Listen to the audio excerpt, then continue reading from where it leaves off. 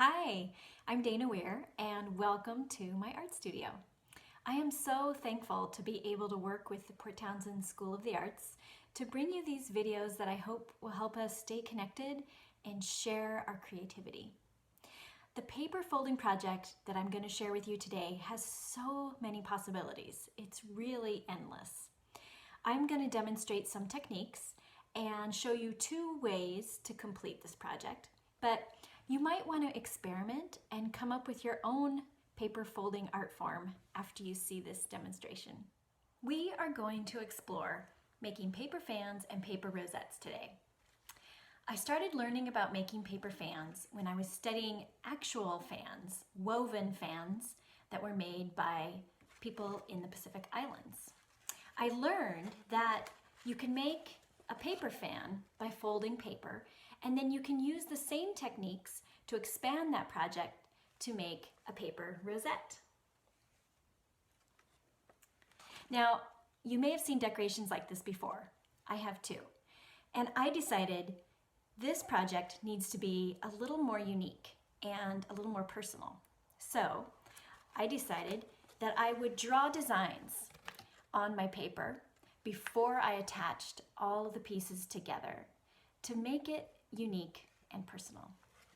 Now, I am using a brown paper grocery bag for my project.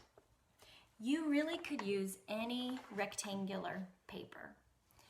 I like the brown paper grocery bag because it has a very natural color and it's thick and it's large. You will also need some scissors and a glue stick or some tape.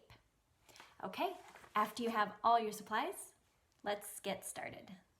If you are using a brown paper bag for your paper folding project, you will need to cut it up into rectangles. And I found that the side panels of the paper bag were a really good size for this project. So you can get a great rectangle right here, and on the opposite side, the side panel, you can get another good rectangle. Now, those rectangles can show you the size that you need when you cut apart the big panels of the bag. You can get two rectangles out of that back side, and you can get two more rectangles out of the front side. Don't forget to peel off the handles carefully before you start your cutting. Now I have my 6 paper rectangles that I cut out from the paper bag. If you are going to make a paper fan, you will probably only need 3 of these paper rectangles. If you decide to make the full paper rosette, you will need all 6 of these paper rectangles.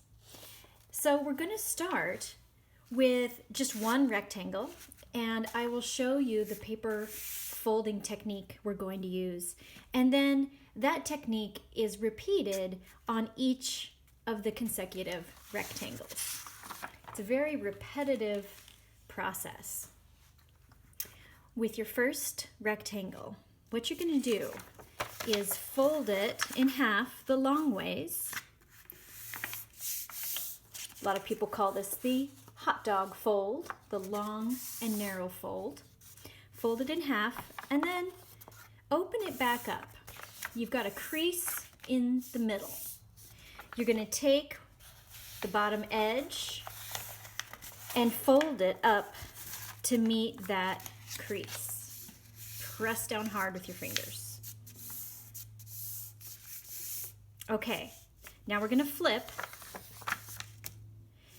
And where that crease is right there, we're going to fold it backwards. What we're doing is called an accordion fold. It alternates forward and back, forward and back. Okay, now we're going to flip again and do one more fold. This edge is going to meet up with that edge. Press down hard, and you've got the beginning of a paper fan with 4 evenly spaced folds. Now, the next step is to fold that whole piece in half. This is a little tricky because the paper is thick. I want to get my edges lined up, and then I'm ready to press. This is really good for your fine motor skills. Press that crease down. Okay, now I've got this little rectangle with all those folds in there. Now, to make this a really interesting shape, I'm going to do some little cuts on the corners. I'm going to draw a line first because that makes it much easier for me. You might want to draw a line too.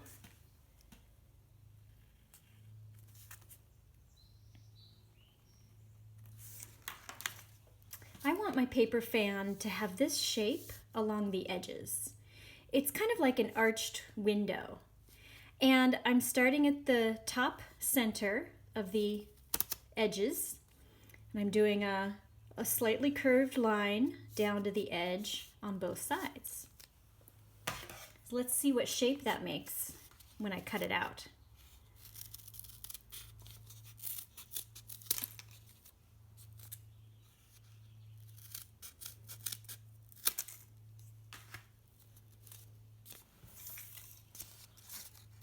Okay, so now the edge of my paper has this really interesting shape, triangular shape all along the folds. And it's on both ends. All right, the next step. This is really fun. The next step is to draw a design within these rectangles that will make your paper fan and your rosette, if you choose to do it, really your own. It will make it much more expressive of your personality and your style. So grab a pencil or pen, whatever you like to draw with, and start playing around with creating a design inside of these spaces.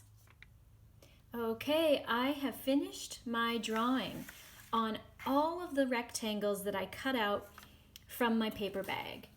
And as you can see, it's a really simple design. I started with a diamond at the top of each piece of paper, or of each triangular shape. And I used a wavy line coming out of that diamond.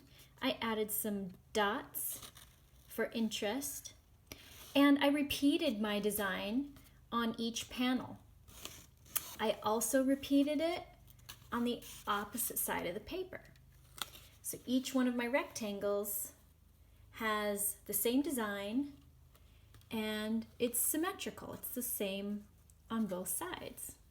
You can do your drawing on the paper in any way you choose. This is just what I like to do. I find that drawing in repetition, drawing the same thing over and over, is actually really calming for me. I enjoy it. Now, we are going to start assembling the paper fan. You will refold your panels of paper. So you follow those creases and fold them in the center. Now this is like a little mini fan. And when we put multiple mini fans together, we'll get a very layered and very effective medium-sized paper fan. I have folded up 3 of my rectangles and I'm pinching it here at the bottom so I can see what this will look like if I want to stop the project here and make this into a paper fan. Now, if you want to hold all of these pieces together, there are a couple of ways to do that. You could use some really strong tape, like masking tape. That would work. Blue tape is what I have. That would also work. But I don't want that blue color on my brown paper, so I am going to use a small rubber band that I had in my kitchen. Place it right there and loop it around. Now I have a very strong binding for my paper fan. I can open it up if I choose to look at the different folds and the drawings. I can use it to create a breeze. And this is a really effective little paper fan. You can stop the project here and just enjoy your paper fan.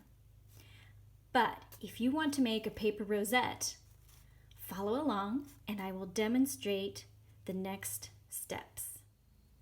In order to transform all of these folded pieces of paper into a paper rosette, what we need to do is attach all of the outside edges of each piece together so they become seamless. And you have several choices for this. You could use double stick tape, you could use a glue stick, or you could use painter's tape or masking tape. I really like blue tape. I am going to use that for my adhesive.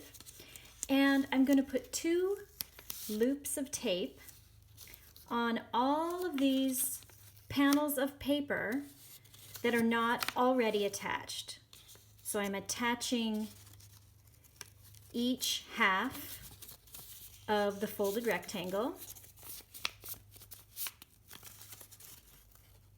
And then I'm going to attach all of these other folded rectangles to one another. So these edges all need the blue tape in order to form a cohesive whole. It's really wonderful to watch this design come together. It quickly changes as you go along. I find that it's really fun to watch these paper pieces, these fragments, become part of the whole. This is what my rosette looks like now that I'm halfway done putting all of the panels together. It also looks like a beautiful fan. I am almost done with my paper rosette. I'm about to attach the last 2 pieces, the last 2 edges of the folded paper together to complete the rosette circle. And now I have a really beautiful piece of folded paper that I can use for many different purposes. I could use this as a centerpiece on a table, or I could hang it up on my wall, or I could give it as a gift to someone and let them decide how to use it. Thank you so much for joining me and my paper rosette here in the studio today. The Port Townsend School of the Arts has many creative opportunities for kids and adults, so when you get a chance, look at what's new on their website. And take care, keep making art, and until we meet again.